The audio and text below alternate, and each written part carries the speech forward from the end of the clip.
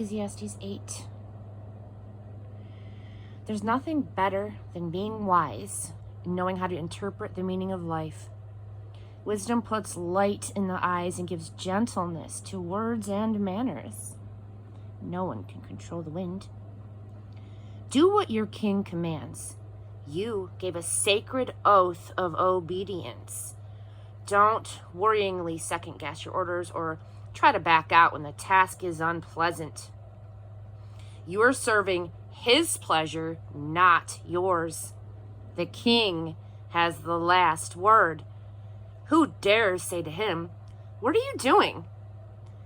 Carrying out orders won't hurt you a bit. The wise person obeys promptly and accurately. Yes, there is a right time and a way for everything, even though, unfortunately, we miss it for the most part. It is true that no one knows what's going to happen or when. Who's around to tell us? No one can control the wind or lock it in a box. No one has any say-so regarding the day of death. No one can stop a battle in its tracks. And no one who does evil can be saved by evil. All of this I observed as I tried my best to understand all that's going on in this world. As long as men and women have the power to hurt each other, this is the way that it is. One fate for everybody. One time I saw wicked men give a solemn burial in holy ground. When the people returned to the city, they delivered flowery eulogies. And in the very place where wicked acts were done by those very men. More smoke indeed. Because the sentence against evil is so long in coming, people in general think that they can get by with murder. Even though a person sins and gets by with it hundreds of times throughout a long life, I am still convinced that the good life is reserved for the person who fears God, who lives reverently in his presence, and that the evil person will not experience a, quote, good life, no matter how many days he lives. They'll all be as flat and colorless as a shadow because he doesn't fear God. Here is something that happens all the time and makes no sense at all.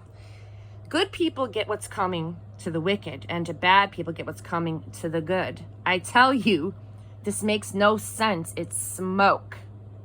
So I am all for just going ahead and having a good time, the best possible. The only earthly good men and women can look forward to is eat and drink well and have a good time. Compensation for the struggle for survival that these few years God gives us on earth. When I determined to load up on wisdom and examine everything taking place on earth, I realized that if you keep your eyes open day and night without even blinking, you'll still never figure out the meaning of what God is doing on this earth. Search as hard as you like. You're not going to make any sense of it. No matter how smart you are, you won't get to the bottom of it. Chapter 9. Well, I took all this in and thought it through inside and out. Here's what I understood. The good, the wise, and all that they do are in God's hands. But day by day, whether it's love or hate they're dealing with, they don't know. Anything's possible. It's one fate for everybody. Righteous and wicked, good people, bad people, the nice and the nasty, worshipers and non-worshipers, committed and uncommitted. I find this outrageous. The worst thing about living on this earth, that everyone's lumped together in one fate. Is it any wonder that so many people are obsessed with evil? Is it any wonder that people go crazy right and left? Life leads to death. That's it. Seize life. Still, anyone selected out for life has hope, for, as they say, a living dog is better than a dead lion. The living at least knows something, even if it's only that they're going to die, but the dead know nothing and they get nothing. They're a minus that no one remembers. Their loves, their hates, yes, even their dreams are long gone. There's not a trace of them left in the affairs of this earth. Seize life. Eat bread with gusto. Drink wine with a robust heart. Oh yes, God takes pleasure in your pleasure. Dress festively every morning. Don't skimp on colors and scarves. Relish life with a spouse that you love each and every day of your precarious life. Each day is God's gift. It's all that you get in exchange for the hard work of staying alive. Make the most of each one. Whatever turns up, grab it and do it, and heartily. This is your last and only chance at it.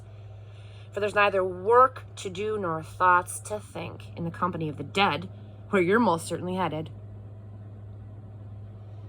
I took another walk around the neighborhood and realized that on this earth as it is, the race is not always to the swift, nor the battle to the strong, nor satisfaction to the wise, nor riches to the smart, nor grace to the learned. Sooner or later, bad luck hits us all. And no one can predict misfortune, like fish caught in a cruel net or birds in a trap. So men and women are caught by accidents, evil and sudden. Wisdom is better than muscle. One day, as I was observing how wisdom fares on this earth, I saw something that made me sit up and take notice. There was a small town with only a few people in it. A strong king came and mounted an attack, building trenches and attack posts around it. There was a poor but wise man in that town whose wisdom saved the town, but he was promptly forgotten. He was only a poor man after all. All the same, I still say that wisdom is better than muscle, even though the wise poor man was treated with contempt and soon forgotten. The quiet words of the wise are more effective than the ranting of a king of fools. Wisdom is better than warheads, but one hot head can ruin the good earth.